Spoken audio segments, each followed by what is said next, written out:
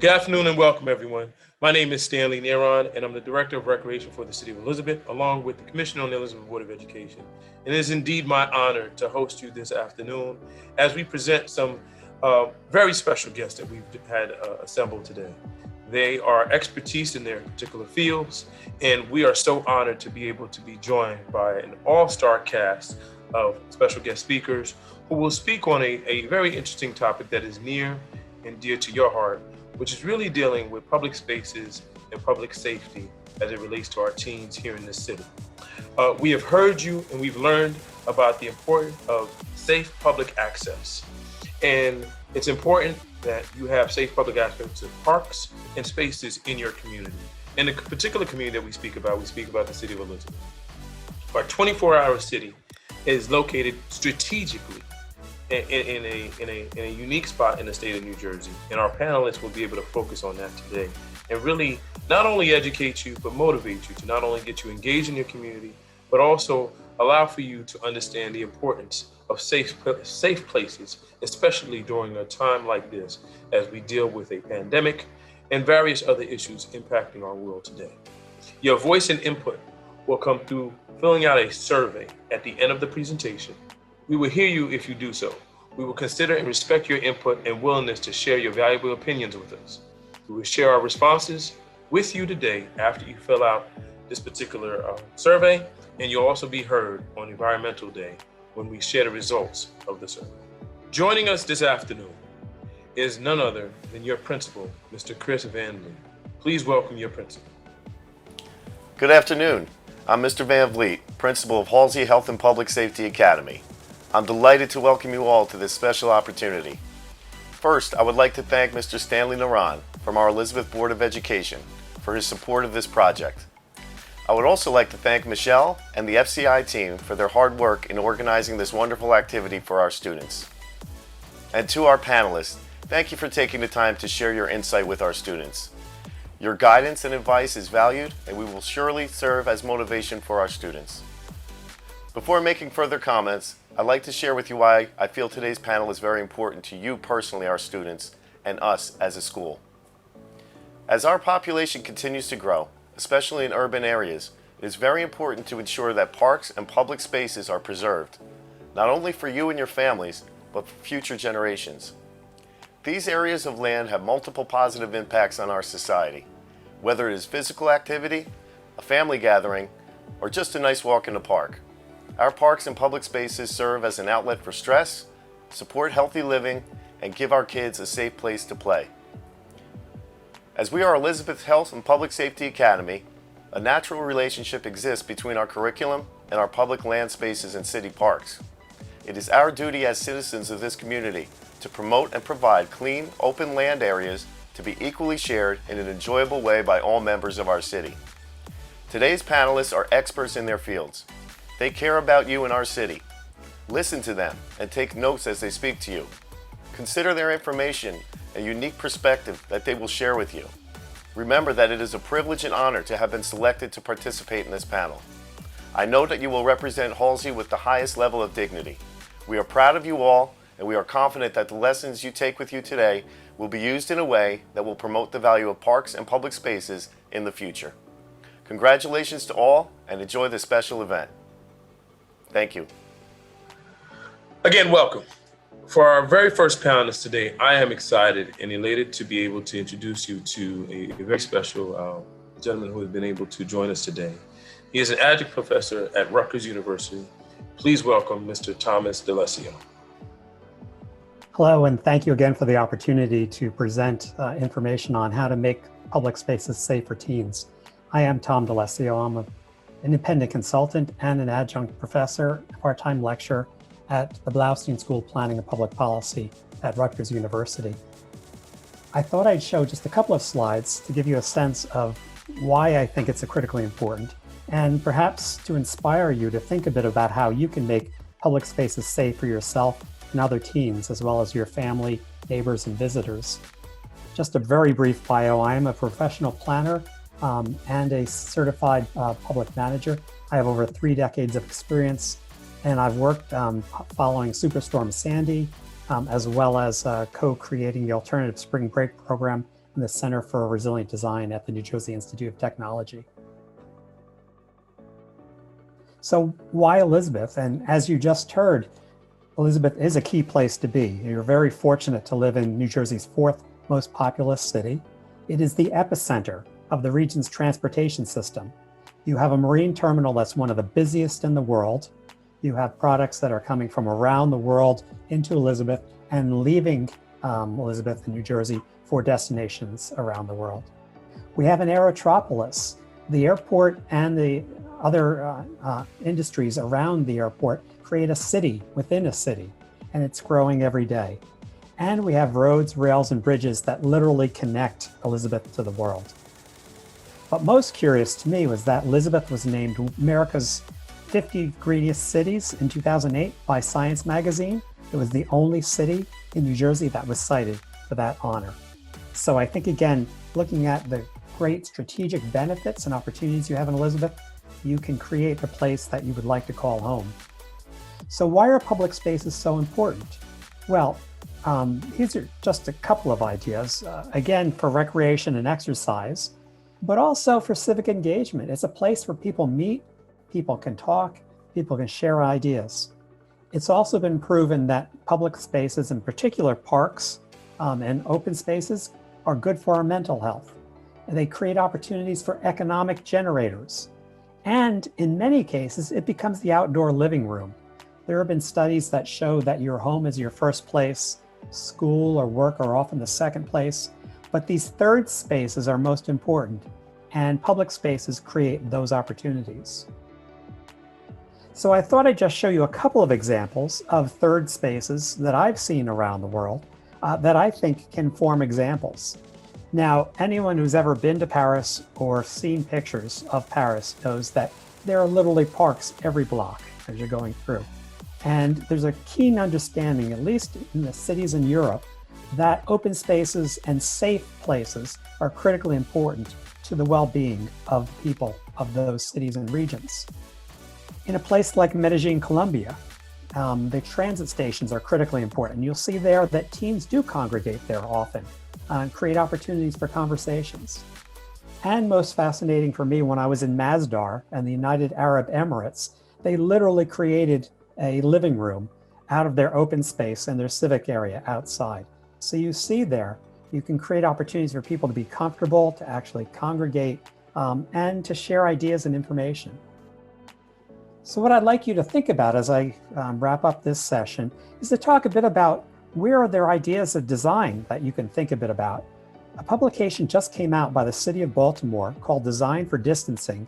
It's an ideas guidebook that provides designs, public health resources, and more to support quick and safe public space activations. And there are a number of examples in there. I'd like to just maybe cite 3 of them. I've included in this slide the actual link for this, and I encourage you to take a look at this design guidebook and other ideas for tactical urbanism and other changes that can be made to actually improve your community. So 2 very specific examples. One was called Make Apart. It's an area that was actually a vacant lot that they converted into an art installation using things like old shipping and unused shipping containers or other building materials. Now, perhaps you don't have the resources for something like that. Maybe you can build something like the Space Frame, where they literally build places that people can show either art or products. If they grow plants out of their garden, good place to show there. But the idea that I thought was most curious was called the food court. And it's not quite like the food court you might see in a mall. It literally is a food court. It's a place where you would grow plants, you would grow vegetables and fruits. You'd actually be able to congregate, and it would be a place where you could actually improve the environment.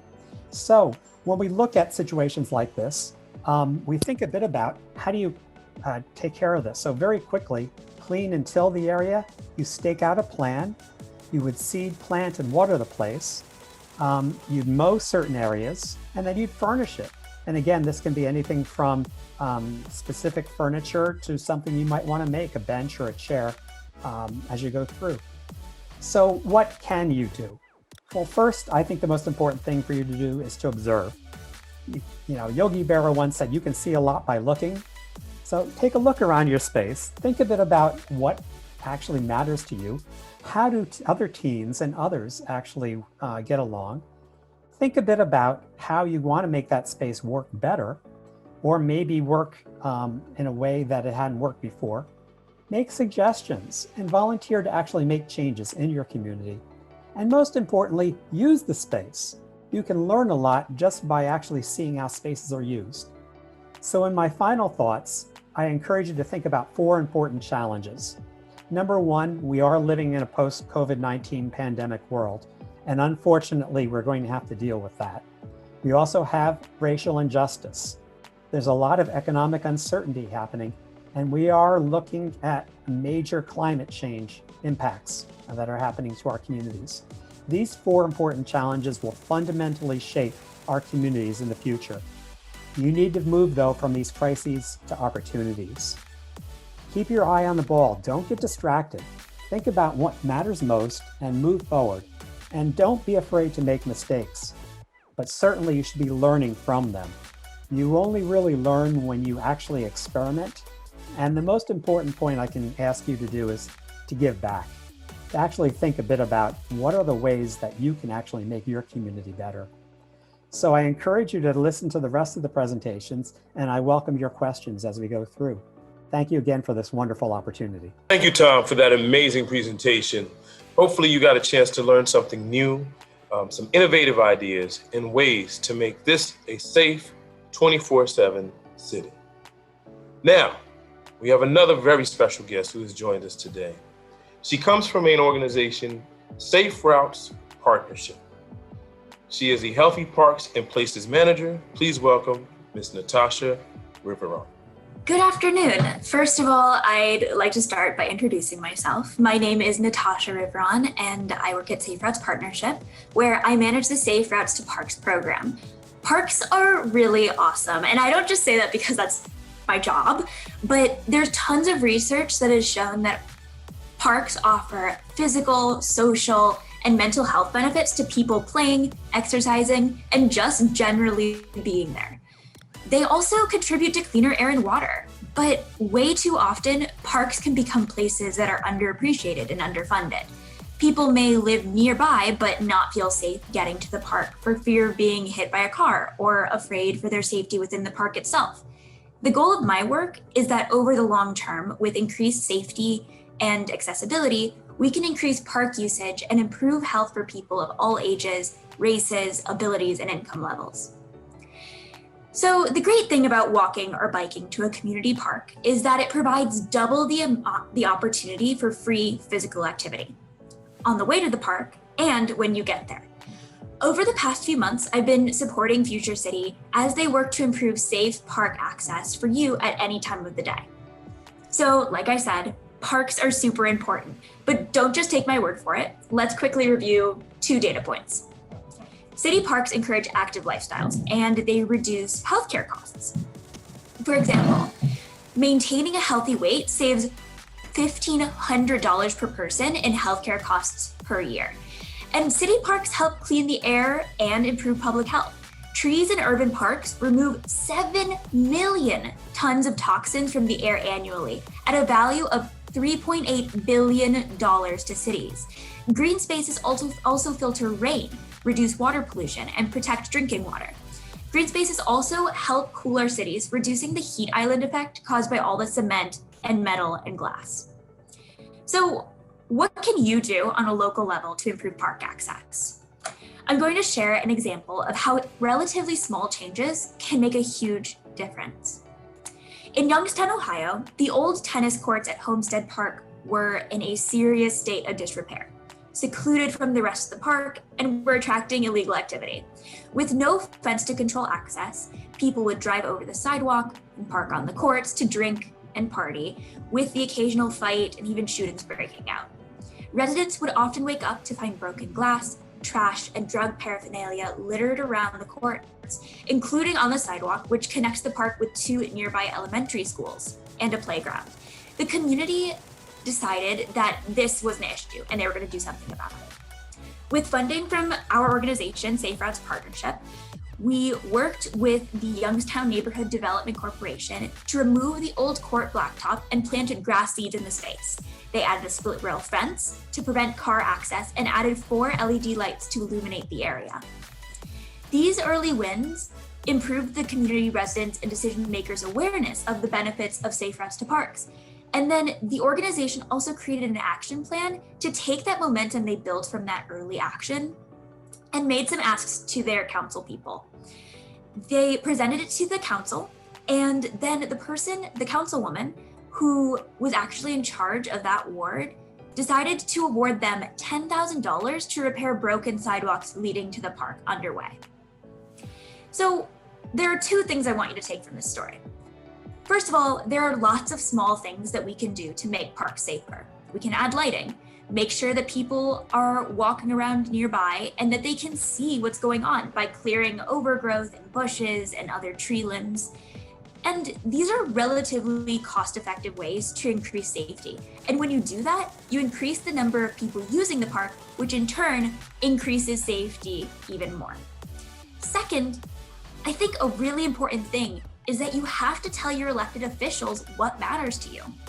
The good news is that people want to hear your voice, and I mean specifically you.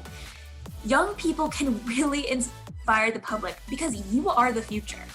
For example, in DC, the city had publicly committed to a goal of 0 traffic deaths by 2024. The city campaign is called Vision Zero, and students in one of the wards with the highest number of traffic fatalities did a really cool campaign called Slow Down DC.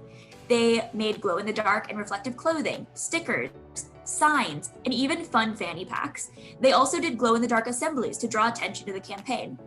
So advocacy can take traditional forms like letter writing to your elected officials or talking about your experience at a public meeting, but you can also go to social media, make a TikTok about what you want to see at your parks or what your experience has been. Pick a hashtag and use it on Instagram. We had some students ask the other day if they could make a music video about potholes. And we were like, yeah, of course, that's awesome. It's unique, it's attention grabbing, we love it.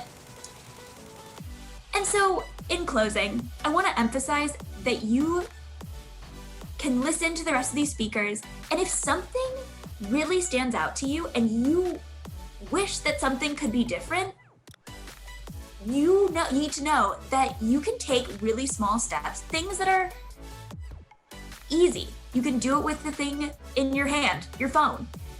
And those small things can take you a long way toward big policy and funding changes. And I want to thank you for having me today. I cannot wait to see what you guys do in the future. Thank you, Natasha, for that awesome presentation. You've heard a number of things so far that have stimulated your thought, hopefully, from getting creative with the spaces and becoming unique to create unique spaces within your city, which, as we just heard, starts with you. You have the power to change. You have the power to incite local civic activity and local civic engagement to really get your cities involved and engaged. But it starts with your voice, and that's so, so important. What you're hearing from today is you're hearing from experts who work in this field each and every day. And we're so excited to be able to share with you because we know you're the future, and it can only get better from here. So, moving forward, we have another very special guest.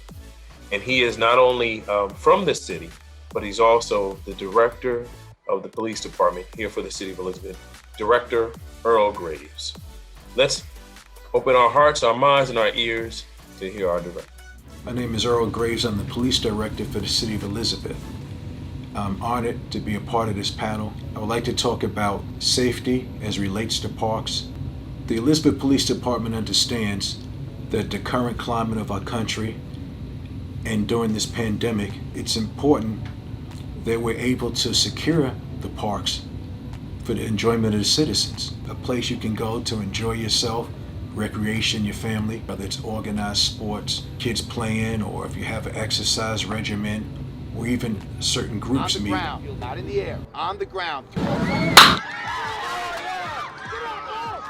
My best memories of my childhood was my mother walking me to the playground every day in the summertime. One of the things I found out, the parks are very important, not only when we talk about safety, it's important socially also. One of the experiences I had with my own family and children, where I invested in a playground set for my own house and yard, and found out that the kids weren't really utilizing the playground equipment that I had built for them in the yard because there weren't other kids there to interact with socially, which is another factor in importance of having these parks in our settings. The police department is also partnered with the Department of Recreation and Public Works Department in ensuring these parks are safe and investing in safer technology for the parks. The goal of this technology and the actual live patrols, as well as the virtual patrols, which would be done by camera, is to ensure safety in these parks 24 hours a day, 7 days a week. We will use all resources to ensure your safety and development in this community. It's imperative that we have your partnership to make this happen and work. In my close to 30 years experience as a law enforcement officer, my experience as a husband, my experience as a father of 2 teenagers, my experience as a son, that we must keep our parks safe, livable, and sustainable. A lot of great things have happened in parks and will continue to happen in parks. People meet in parks, people discover their talents in parks, athletes are discovered in parks. I want to thank you for listening to me. I would like to thank the other panelists. I would like to thank your principal and future cities.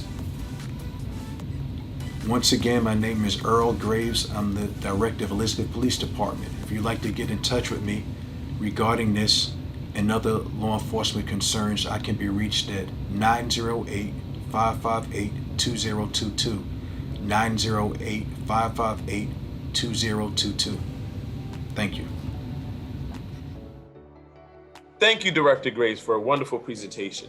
Again, we hope that you got a chance to learn from our law enforcement and our director today as we engage with our police officers and we deal with some pressing issues that are really impacting not only our local city, but our nation, our state, our world when it comes to law enforcement and our community.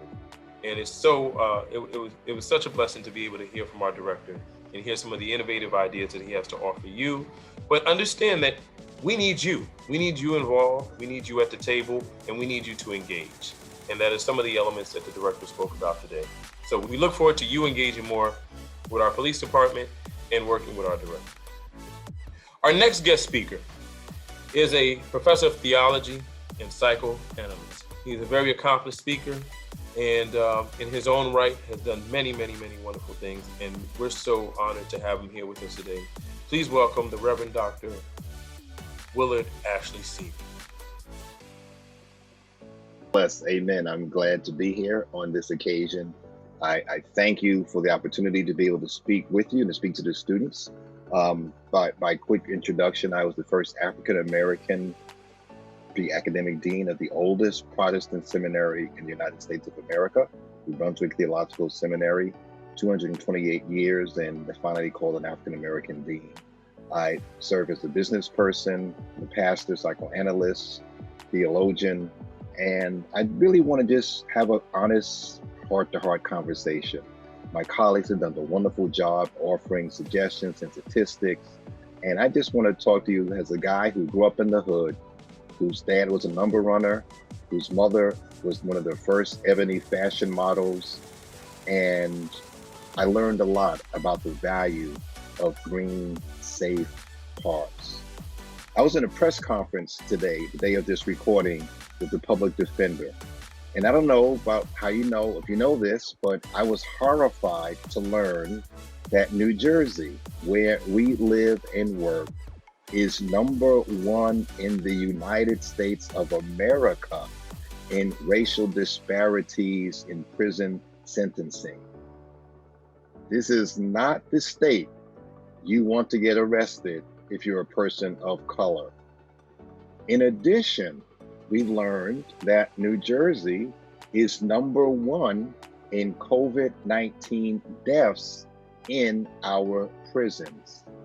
The last place you ever want to go to jail in the United States of America is New Jersey. So yes, I have degrees and I have acronyms and letters after my name and all of those things.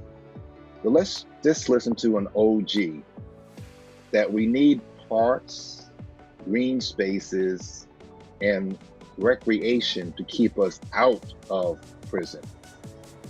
During my high school years, we lived in Washington Heights, which is in Upper Manhattan. It was Harlem, USA, where most of our activities actually took place. So allow me to lend my support to my colleagues that green public spaces that are accessible, attractive, and available are necessary for those of us that live in urban neighborhoods. Green parks and green spaces are essential for the mental health of high school students, especially in urban neighborhoods. Our family lived on the fourth floor of a walk-up building with no elevator. We played stickball and touch football on a busy street. Any ball that was hit 3 sewers was usually a home run, and we learned how to throw a football in tight spaces.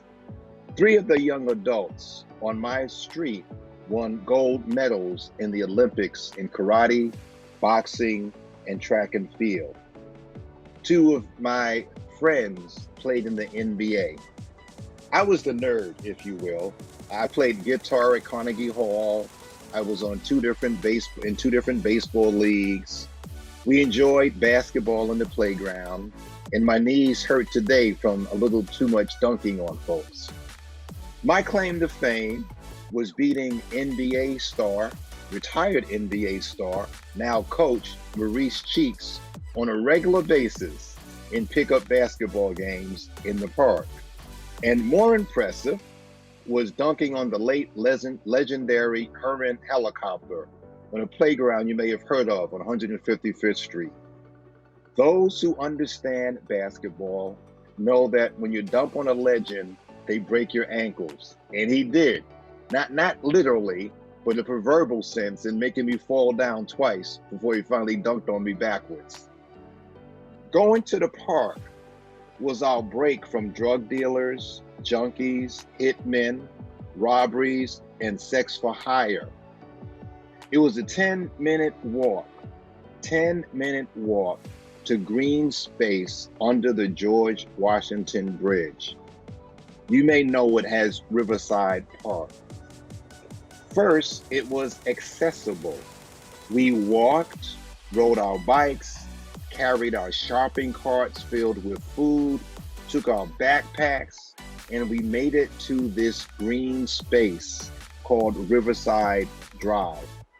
There, we forgot about the urban horrors. We played handball. There were at least 4 baseball fields. We sat on green grass. We played our music while cooking on the grills. In this sacred green space, an older man took the kids to the park to learn how to play tennis. He said, we may live in the hood, but we should be well-rounded individuals. That older man that took the time to teach us how to play tennis became the first Black mayor of New York City, David Dinkins. The green space was accessible. People came from all over Manhattan to this sacred green space. We were able to get to it easily. Second is that this green space was attractive. The grass was cut on a regular basis. There were paid park employees to ensure our safety and keep the park clean, attractive, and beautiful. The green space was a source of pride. Look, we have an attractive green space, just like those folks in the burbs.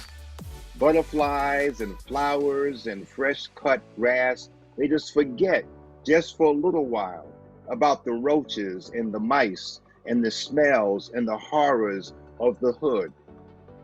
I'm a psychoanalyst and marriage and family therapist, so I can say this without apology. Going to the park was our therapy. Thirdly, it was available. The only gates were on the baseball diamond to separate the Hudson River from the baseball field. The park was open to all. There were no locked entrances to keep people out. Park attendants were available. Courses and various recreational activities were available. Grills to cook whatever you wanted to cook was available. Clean bathrooms were available. And we had on-duty police officers available to patrol the park so you felt safe at all times. That made a difference. And also in the park available were legends.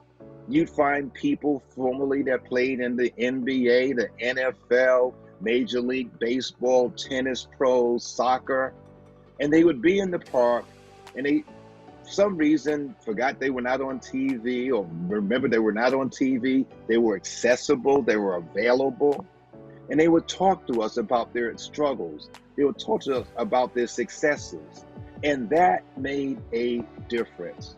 So I'm a strong advocate of green spaces and safe parks. I come from a family that believes in green spaces and safe parks. One of the strongest advocates for green spaces and safe parks is my cousin. He was arrested in 1944 because he refused to sit in the back of the bus. He was given a second chance to play in a green space. You may know him as Jackie Robinson. Because of people like him, I'm compelled to advocate for the value of green spaces and safe parks. Thank you so much for this opportunity to share with you. Allow me to be uncharacteristically not a Black Baptist preacher and cut this short and say, God bless. Thank you, Dr. Ashley. As I stated before, very special guest, very special guest. And we want to thank you for that heartfelt presentation, speaking from your heart, speaking from your life experiences.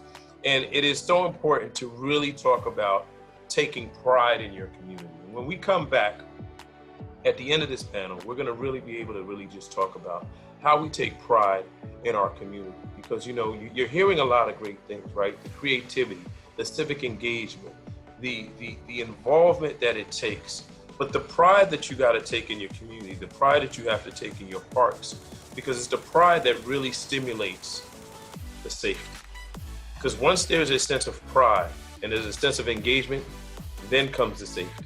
And you heard from our police director who talked about the elements of safety. And you heard from Dr. Ashley, who also talked about that as well. You know, the safety of having the presence of police officers and having a living park. A living park speaks volumes. You know, when you walk into a community and your park is alive. It's not just barren, it's not just trees blowing in the wind, but it's alive. There's activity, you're there, you're involved, and the arts are blooming, they're creating, and it's coming from you. It's coming from your spirit, it's coming from your energy, and it's coming from the contributions that you give your city, that you give your community. All right, joining us for another very special guest from the city of Elizabeth. She is a student at Drew University, and she is a biochemistry major. Please welcome Miss Karen Pina Quintero. Hi, my name is Karen Pina Quintero. I'm an Elizabeth resident who graduated from Elizabeth High School in 2019. I'm currently in my second year at Drew University studying biochemistry, and I'm also an intern at Future City Inc. Today, I'd like to take some time to talk about public health and how parks are beneficial in it. Public health focuses on the health and well-being of people by finding ways to prevent disease and prolong life. And parks play an essential role in this. Parks not only help with physical wellness by promoting equipment for exercise and playgrounds, but also through mental wellness with trees and benches. Public spaces are beneficial within a community, and today I'd like to talk about some of the reasons why they are. I'd like to start off by speaking about how parks are important in urban heat islands. An urban heat island effect causes urban regions to become warmer than their rural surroundings, which can have higher temperatures for the regions affected. Elizabeth is an example of an urban heat island within New Jersey, actually. And one of the reasons why an urban heat island occurs and exists would be when open land and vegetation that is within an area is replaced by buildings, roads, and other infrastructure. However, this infrastructure that is added is susceptible to heat absorption, and it releases slowly throughout the day and causes that heat to remain throughout the day. And these surfaces / infrastructures can be 22 degrees hotter than the actual air temperature of the city. Urban heat islands are a result of this loss of green areas, which can have an impact on health through air pollution. And air pollution is made up of 4 key things: air temperature, particulate matter, UV radiation, and CO2 levels. Parks make the air healthier by lowering that air pollution.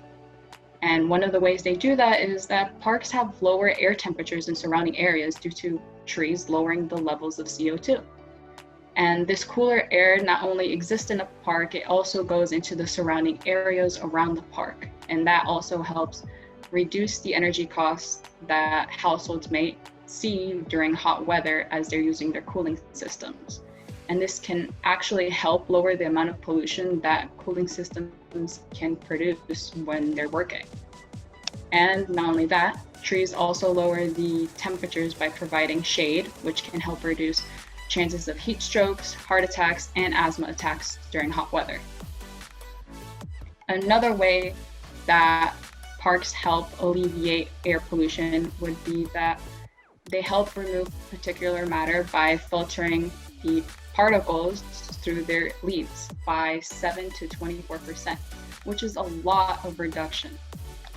And particulate matter is basically pollutants of particles that are burned like diesel, coal, or wood. And when you breathe in this polluted air, these microscopic particles can get into your lungs and possibly into your bloodstream, which can cause a lot of health issues like stroke, chances of asthma, and other related of heart and lung problems. And those who are at risk are those with asthma, diabetes, older adults, and children. So for you as young adults, parks are healthy locations from dusk to dawn because it can help provide temperatures that are 13 degrees cooler at night rather than only 5 degrees cooler during the daytime. It's a great way for people who worked all day to just relax and decompress after work, which can help reduce mental and physical fatigue. And at night, parks also provide a way to lower stress levels, which can help lower blood pressure and your heart rate to a normal level. It can also help lower your cholesterol levels because it helps in digestion. Parks overall are an asset to a city due to the many benefits that were just explained. The use of parks can help provide a park cooling effect, which helps reduce the temperatures of an urban heat island. It's like when you and I have gone under a tree during a really hot day and it felt cooler than standing out in the sun. This makes parks accessible 24/7 in order to help provide comfort from heat, as well as provide fresh air, low energy costs, and reduction of health issues. Stay safe and enjoy all these presentations because you will learn a lot from them. Thank you. Thank you, Karen, for sharing with us and coming back to your community and just really contributing an invaluable amount of information and just, being such a great advocate towards parks, public spaces, and really being concerned about the students at our high school. And being from our community and being from the high school, it's so refreshing for them to be able to hear from you and hear directly the impact that you've already begun to make. So thank you so much for the inspiring words and all the research that you've done to really enhance our community and make this city a even better place than it already is. Earlier you heard from Karen Pina Quintero, who I've had the great pleasure of being able to work very closely with as we've been putting together this forum for you. And these, you've heard from a number of great panelists. And I've had the great pleasure of working with Karen. And this next gentleman that I'm about to introduce, I've also had the great pleasure of working with. And he's been one of the visionaries and organizers of this wonderful event that we've been able to engage with today. He is a graduate of the University of Pittsburgh on his way to the University of Maryland to pursue his JD and MPH. Ladies and gentlemen, please welcome Mr. Marcus Jones. Hello, my name is Marcus Jones. And what I'm going to be presenting on today is the topic of equity and how it relates to public spaces. Who I am. So, my name is Marcus Jones. I'm a lifelong resident of Elizabeth. Though currently I've had 3 addresses. Pittsburgh is one, and now I'm soon to be Boston resident. But from 0 to 18, I was in Elizabeth. Majority of that time was spent at St. Patrick's Academy in the Patrick School, where I graduated from. Grew up in Elizabeth on Magnolia my entire life, walking on 109. So like this topic of equity and just like public spaces and its benefits to society, but also like your health and your well-being is definitely something that has played a role in my life since I can remember. I'm a 2020 graduate of University of Pittsburgh. Got a dual major in urban studies, Africana studies.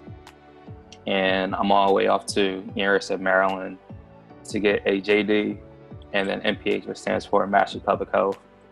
Also interested in health policy and environmental law, particularly because I'm from New Jersey. And I'm just a lover of research, as you'll see later on in our presentation. So what is equity? Equity has a number of different definitions. I just kind of chose a combination of several of them just to say that it's the fair and impartial resources and efforts provided to create equivalent experiences. So easy way to put that is the picture behind your definition, where you have 3 different ideas. You have equality, equity, and justice. So equality is the idea that everyone gets the same exact thing. You're treating everyone equally. Equity is recognizing that not everyone has the same abilities or same conditions. So you have to make different adjustments to make everyone feel equal. And then justice is in cases where there's like a barrier where someone feels like they're being mistreated in a way that others aren't, you take that barrier out. So in a lot of cases in the world, you have a situation of equity or justice being a primary goal. So why is equity important? So equity is important simply because of the fact that when we live in a society that we want to have equality in America, you think equal rights, but equality isn't necessarily equal. Equity, even though we want it to be, equity isn't necessarily a real thing. It's something that tries to strive for. It's more of a concept. It's something that's a goal to achieve. Some examples of inequity that you see in your daily life are in health, education, food access, transportation. So in regards to the outcomes, you have health disparities, such as people who can't necessarily get the same health care as others, people who have asthma while their friend who lives in a different area doesn't have asthma. The educational achievement gap, that's to do with people going to different schools, being taught different things.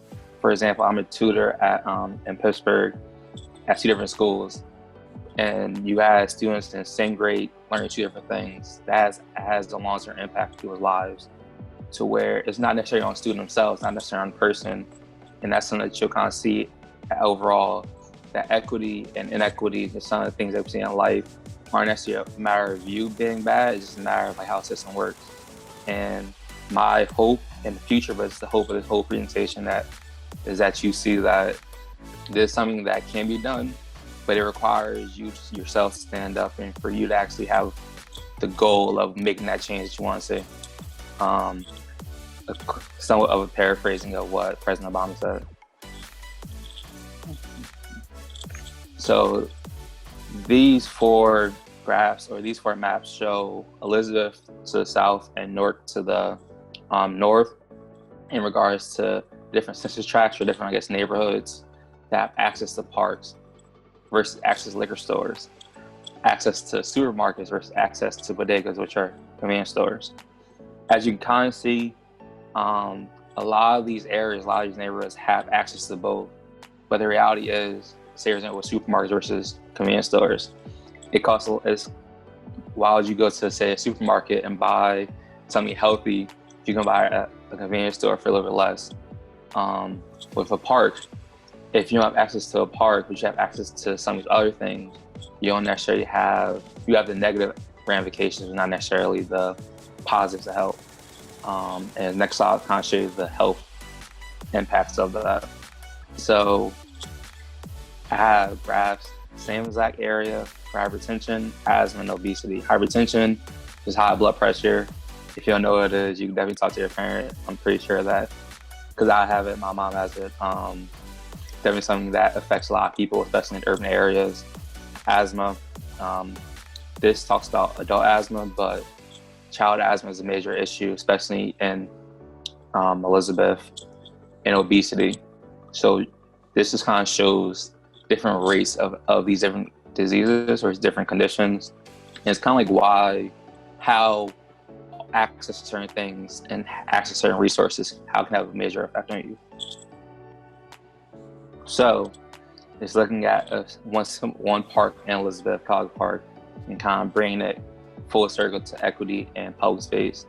This just shows the different locations of exercise equipment, benches, garbage cans, and it's kind of like how parks are used.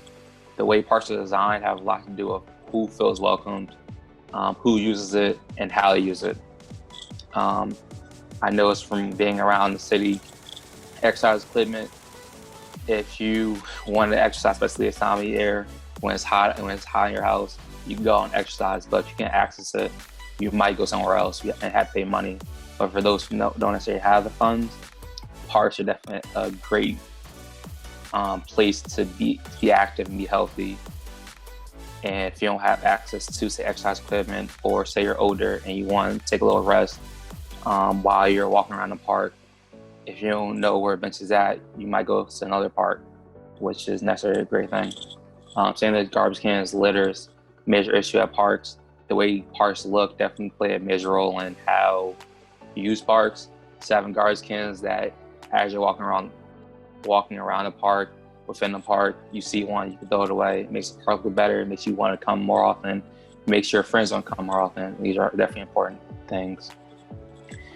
So this is just something that I worked on during this past spring break in regards to how parks are used.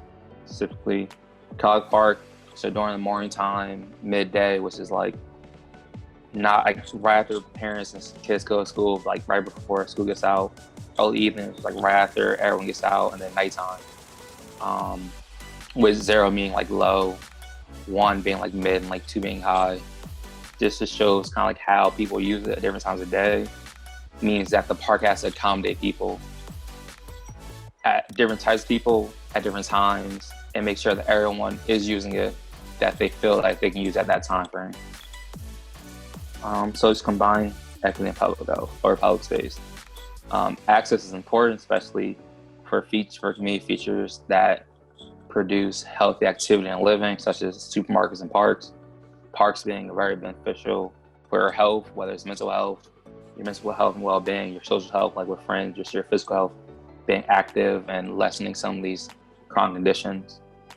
So it's very important just to make sure that these parks are equitable, but also accessible to everyone, regardless of your age, whether you're 0 or 100, your race, your income, or your ability level, whether that means that you are super active, super healthy, can walk miles, or you might be hearing impaired or be in a wheelchair.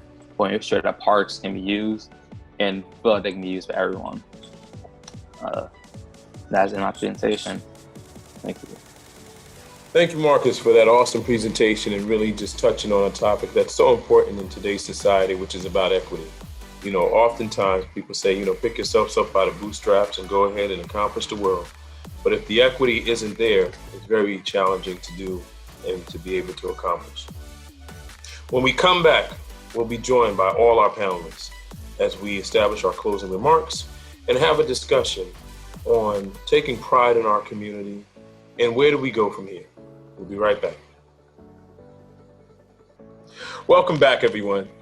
And we just want to thank all our panelists today. And we're so excited to be able to, assemble this team of all-stars is what I like to call them, as we engage in one final discussion and really talk about, there are a lot of things happening in our society today. And today we touched on several topics. We touched on everything from creativity to equity, to policy, to civic engagement, to personal stories of how important parks and green spaces and safe places are. We talked about the environment. We talked about a lot of key elements that really not only help parks and create safe spaces, but really help you, the individual. Oftentimes we don't talk about some of the issues that impact us personally. Mental health is that big elephant in the room, and we never touch base on it. We never talk about how do we address mental health? Well, public spaces, parks, recreation. Oftentimes we say here in the city of Elizabeth, recreation saves lives. It's actually our hashtag, recreation saves lives. And we believe that when you're able to recreate, when you're able to go enjoy yourself, work out, live a healthy lifestyle, you can really contribute to not only saving the lives of others, but really preserving your life and living a really good sense of, and having a good quality of life for yourself. So today I really want to jump right into a quick roundtable discussion. We're dealing with two great pandemics, COVID-19 and racial injustice in our country. We're experiencing this right now. You saw what happened this past summer, starting from mid last year to the point that we're at right now. And we really want to talk about how do we take pride in our community? How do we really establish a sense of healing? And I want to engage our panelists today. And again, I want to thank you all for your contributions and your time, for being with us today and just sharing from your heart, from your research, from your expertise. But I think our students really want to know, how do we begin to take pride in our community? How do we begin this healing? Stan, that's a really wonderful question. I'm so glad you framed it that way. I really do think that Reverend Dr. Willard Ashley really brought to light something super important, which is that time spent outdoors, time spent in play, like whether you're a child or you're an adult, it is so special. And we all have these really special memories of spending time outside in parks, in the fresh air. And it's also one of those opportunities that we have to spend time with people of all ages. So when you have that older man who teaches you how to play tennis, like that is something you will never forget. And I think those community connections are they have always been the sort of the connective tissue of our communities, and maintaining that in a time when it is very tricky to be around other people, but just being able to see other people 6 feet away from you is so soothing to like the heart and the mind. And I think like that kind of connection, and when we finally do get to interact with each other again, like that is one of those big things that parks can contribute, and that we can be really intentional about. Thank you for that. Thank you for sharing. I want to hear some of our other panelists. How do we begin to take pride in our community? How do we stimulate that? And it's so important that you really engage the community, and in order for this to work, we got to start believing in this. We got to start believing in the system. We got to start believing in our community. We got to love our community. Dr. Ashley, I'll go to you. I grew up on 158th Street, New York City, and we had at least 2 community activists that lived on our block, and they emphasized and preached 3 things: to be accountable to each other, the value of arts, and that everyone has ability. You start out that everyone has ability, that we have a common humanity, no matter where you live, no matter the color of your skin, any of those kind of things. We have disabilities or whatever that or each person has ability, and to use your ability to the best that you can. And within your ability, that the arts play an important role in our development. I remember with great pride and nostalgic looking back, how at the Green Park, Mount Morris Park in Harlem, we saw Gladys Knight, Stevie Wonder, way back when, Sly and the Family Stone. I mean, there was no social distancing at that point. It was like packed like sardines. Stevie Wonder for free, I'm there. Gladys Knight in the Motown Review for free, I'm there. But it was at the park. It was at the park.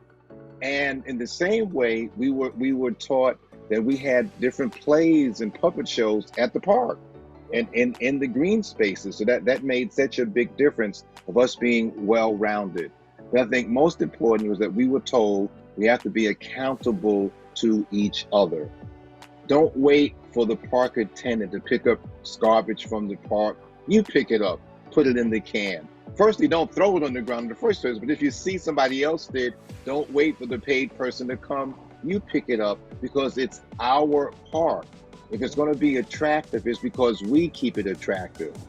And that made a big difference, not just in the park, but as it became adults, being accountable, embracing the arts, and understanding that we have different abilities, but you have some ability. Sure. No, thank you for sharing, because, I mean, one of the greatest art forms today, hip hop, started in the park, and Hello.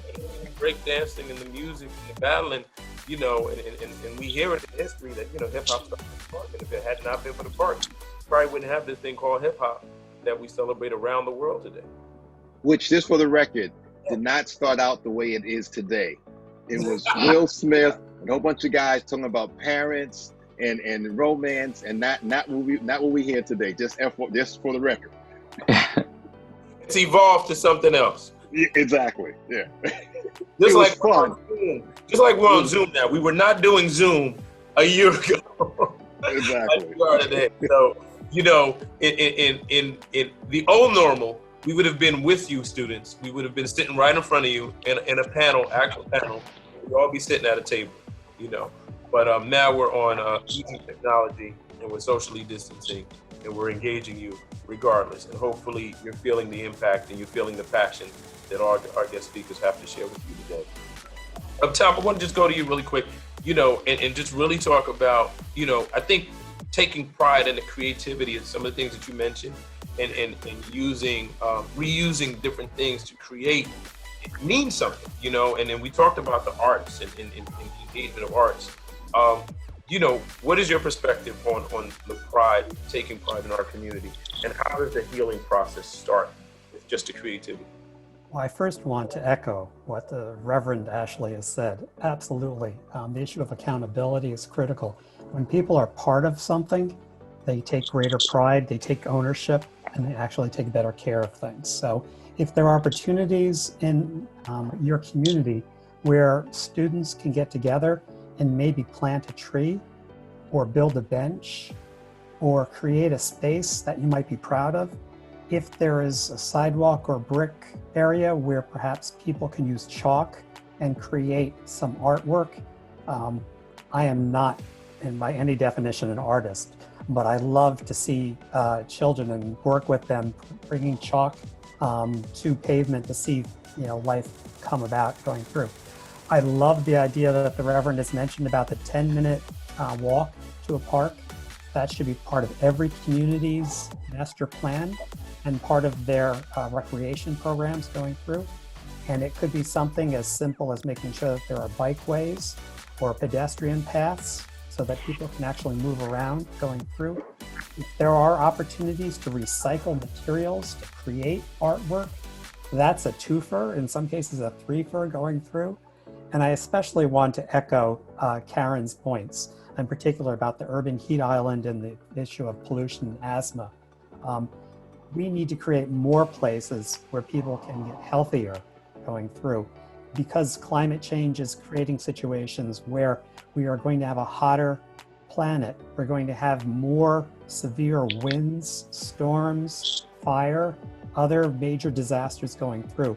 And in many cases, our parks can act as places that can absorb water for flooding, can create opportunities to reduce temperature, and most importantly, make sure that people are living a lifestyle, living a life, that you want to live. A place where your grandmother or your abuelo and where your children, where the niñas can stay, that's critically important. Making sure that we don't design a monoculture. You need to create, just as biology taught us, we need to make sure that we have a heterogeneous community going through of materials, of people, of plants, etc. We need to make sure we have places that everyone can get together. And the more you can have what they say, eyes on the street, feet on the ground, people in these places at all hours of the day, the better off we'll all be. Thank you. I love that. A living park, active, and it's so important that, I believe, oftentimes it's said that, with certain parks, people feel, well, if we have basketball or we have sports happening or people are congregating, it's going to attract negative activity. And, I really believe the opposite. I believe, the more people you have, the more active it is, the more family friendly it is, the less you'll have the negative, attractions, and the less you'll have to worry, because, it's an active live park that, you talked about, Reverend Ashley and Tom, you talked about picking up the trash and the accountability. If people are picking up the trash and they're cleaning, you start to feel uncomfortable to litter, because you're seeing, around, you start seeing everybody, taking pride in it, and everybody's like, no, don't do that. Or, it's like, growing up in the neighborhood and your neighbors are checking you and making sure that you're staying on point and you're doing what you have to do. And it's the same thing with a live park, and a living park, a park that has life in it and activity. And it's something that I believe you can create, and you don't have to wait for an instructor or anyone to create that for you. It can happen right in your own neighborhoods, in walking distance of your home, in your playgrounds, in your parks, in your different environments, And as Director of Recreation here for the City of Elizabeth, I encourage you to walk to your parks. Yes, please take that challenge. Walk to your local parks, walk to your local playgrounds, because there are tons of activity that you probably don't even know about that exists right in your very neighborhood. And a beautiful oasis that you can actually take time out to reflect, to meditate, just take a breath of fresh air and improve your quality of life. We're going to wrap it up with Marcus and Karen. Karen, I think Tom may have saved you, but, we could still, we still want to hear from you, Marcus and Karen, to talk about, taking pride in our community. And I think you guys you're currently in college. You recently graduated college, Marcus, and you're going on to continue your education. But as part of this particular generation, how do you feel we can really stimulate taking pride in our communities? I would start off probably by having an introduction, or for the students to look for the environmental causes that are happening within their own community. I know that Elizabeth has Groundwork Elizabeth, and there's a whole bunch of other nonprofits within Elizabeth that some people may not even know about. So definitely researching how they can get involved with those organizations and really just work on public spaces, like planting a tree, as Tom said, and moving it forward into not just planting a tree in the park or at school, but also on the street, to emphasize creating healthier air quality for everyone to enjoy, and also just getting into a part of maybe possibly helping measure air quality in general with an organization, or just on your own yourself. Just getting that equipment, if it's accessible, is a really big impact on seeing how you can see the problems that are happening within and how to attack them directly. Thank you, Karen. Marcus? I think honestly the biggest thing I can say for my generation, I guess the generation behind me as well, is just like to look at parks as like a safe space. Just like growing up, like playing sports, one of the things I noticed that I don't see as often nowadays is the kids who are like me, who say went to college, as well as the kids who are now to like a different path, regardless of kind of our trajectory in life.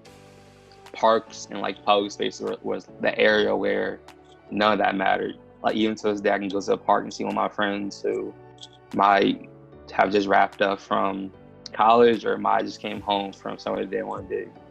But like parks are always that space where it's like, regardless of what's going on in our personal lives, it was like, this is my park. I remember being here when I was a kid. I remember that, like, I remember scratching up that wall, like, because we were playing basketball or something like that. So just having that pride, just like having a park, whether it's a park near your house or it's a park that you have gone to since you were like a little kid, just having like a park that you almost like adopt. And you're like, this is my home away from home. Like Tom was saying, this is like my second, my third home. Like this is a place that I own it, even though it's like it's public space. I own it, like especially when you're a little kid and you're writing like graffiti or whatever on the ground. Like, I own it. This is mine. And it's like taking that pride a little bit further. Seeing people litter and be like, "Yo, what are you doing?" And it's like making sure that this is something that you actually care about, and whether, especially in like certain parts of Lisbon, certain parts of the country, parks look so amazing, even in like the worst areas, and kind of making it be like that oasis away from home, making it like that space that everyone can come and like a safe haven. And honestly, for me, parks helped a lot. Just like my trajectory and kind of keeping me calm, even to this day. When I was in school, I would have like a long month of finals or a long month or whatever, go to the park, take a walk, get in fresh air, and like you just come back and do what you gotta do. I see that now even when I'm like at home for summer.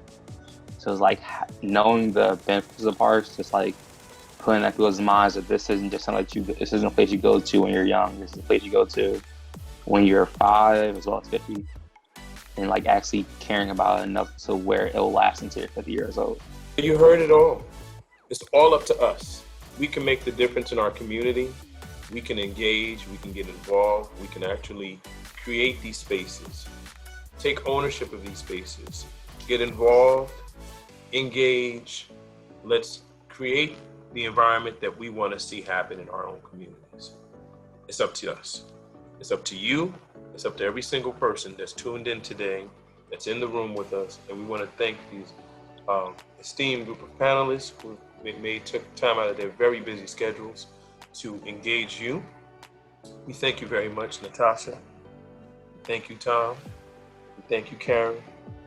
Thank you, Dr. Ashley, for making the time and sharing all your experiences in the history. You know, Marcus, thank you for your vision. Thank you for your hard work. Again, Karen, thank you for your hard work in helping to plan this. We also want to thank Future Cities. And we also want to thank you, the students, and your principal, Mr. Van Vliet, for involving you today and opening the doors for this opportunity. What a great opportunity this has been. And hopefully you have learned a great deal from it. You will grow from it, and you'll be able to not only not give back to your community, but be part of your community. You know, be part of your community. Sometimes we say give back as if it's a charity. No, this is your community. It belongs to you, right? Let's enhance it. Let's make it what you want it to see happen. Let's make it your community. And when we get that idea, I believe the pride will come right back, and we'll be able to take what we have that's good and make it even better. You're going to get a survey. Fill out the survey. You'll get the results during Environmental Day. And please voice your opinions. Your opinions count. It matters. We want to hear from you. We want to hear your voice. And also tune in for more great programming from Future Cities and the Halsey Public Safety and Allied Health Academy. Thank you everyone for tuning in today. Again, my name is Stanley Neron. I have been your moderator and your host. Thank you.